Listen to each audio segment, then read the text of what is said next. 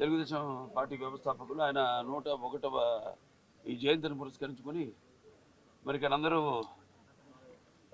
కుటుంబ సభ్యులైతేనేమి పార్టీ కార్యకర్తలు అందరూ కూడా ఆయనకి ఘన నివాళులు అర్పించడానికి ఎన్టీఆర్ ఒక ఒక శక్తి ఆయన ఎన్నో సందర్భాల్లో చెప్పడం జరిగింది. ఎన్టీఆర్ అంటే కేవలం నందమూరి తారక రామారావు గారు మాత్రమే కాదు, ఎన్నట్టు నటనాలయం, ఆయన ఇల్లు ఒక నటనాలయం, అందులో ఆయన ఒక నటరాజు నరసింహుడు. టీ అంటే తారామండలం నుండి తారక ధ్రువ తారకుడు, ఆరంటే రాజర్షి రారాజు రాజకీయ దురంధర యుగంధరుడు, రమణీయ రమ్య కమనీయ సౌమ్య గుణధాముడు అని.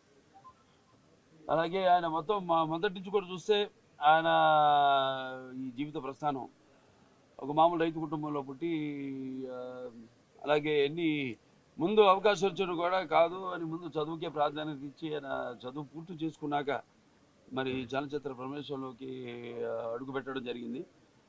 అదే ఇక ఆయన చలనచిత్ర రంగంలో ఆయన ప్రస్థానం గురించి చెప్పనవసరం లేదు. ఎన్టీఆర్ అంటే ఒక నటనకు నిర్వచనం, ఎన్టీఆర్ అంటే ఒక నవరసాలకు ఒక అలంకారం, ఎన్టీఆర్ అంటే నటనకు ఒక విశ్వవిద్యాలయం.